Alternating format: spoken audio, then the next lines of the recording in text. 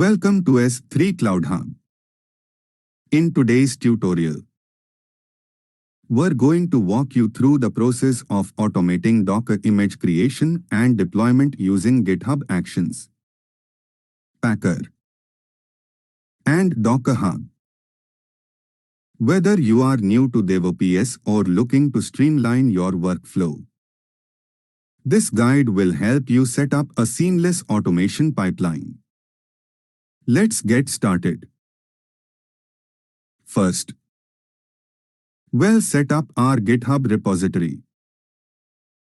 Start by creating a new repository on GitHub. This will store all your Packer configurations and GitHub Actions workflows. Once the repository is created, clone it to your local machine. Inside the repository, let's create a directory called Packer, where we'll place our Packer configuration file. Now, let's set up Packer to create our Docker image. In the Packer directory, create a file named Packer template, pkr, HCL.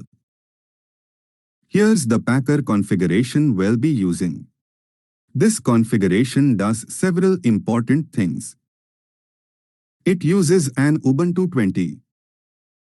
20.04 base image, installs Docker and its dependencies inside the container, and then tags the image with latest and v1.0.0 before pushing it to Docker Hub. Now it's time to automate the build and push process using GitHub Actions. In your repository, navigate to the Actions tab and set up a new workflow. Create a file named docimage YML in the GitHub Workflows directory, and use the following configuration to define the workflow. This workflow automates the entire process. It installs Packer, builds the Docker image using our configuration, and pushes it to Docker Hub. Don't forget to add your Docker Hub credentials to GitHub secrets under docker_username and docker_password. Once you've committed and pushed these changes to your repository, the GitHub Actions workflow will automatically trigger.